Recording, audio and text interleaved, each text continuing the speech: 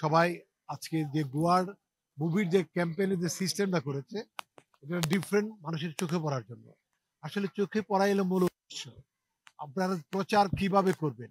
এটা প্রচার নরমাল প্রচার করলে এখন মানুষ দিচ্ছে না। স্বাভাবিক প্রচারগুলো মানুষ এই যে তারা মানুষকে খাওয়াচ্ছে, না খাওয়া মানুষের মুখে খাবার দিচ্ছে, তারপরে পাগল ধরে এনে যারা খাবার জীবনের প্রতি যাদের কোনো টান নাই তাদের নিয়ে আসছে, তারাও মানুষ। এবং এইসব চিন্তা ভাবনা এই প্ল্যানগুলো তারা করেছে।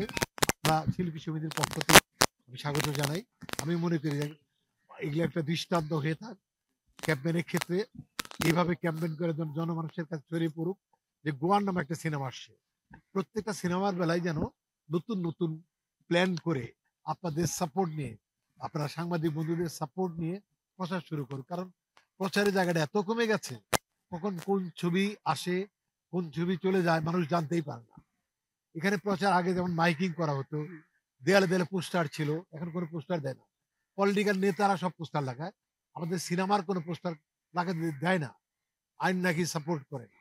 তাহলে আমরা যে একটা শিল্প নিয়ে কাজ করি, এফডিসি কেন্দ্রিক একটা কাজ করি, আমাদের কোন জায়গায় আমরা প্রচারটা করবো? একমাত্র আপনারাই আছেন যারা অনলাইনে বা টেলিভিশনে বিভিন্ন মাধ্যমে ছড়িয়ে দিচ্ছেন যে এই সিনেমাটা আসছে। আপনারাই আমাদের বল, আপনারাই আমাদের হাত। চলচ্চিত্র রক্ষা করতে চাইলে আপনাদেরকে এইভাবে পরিশ্রম করে আমাদের সাপোর্ট করতে হবে।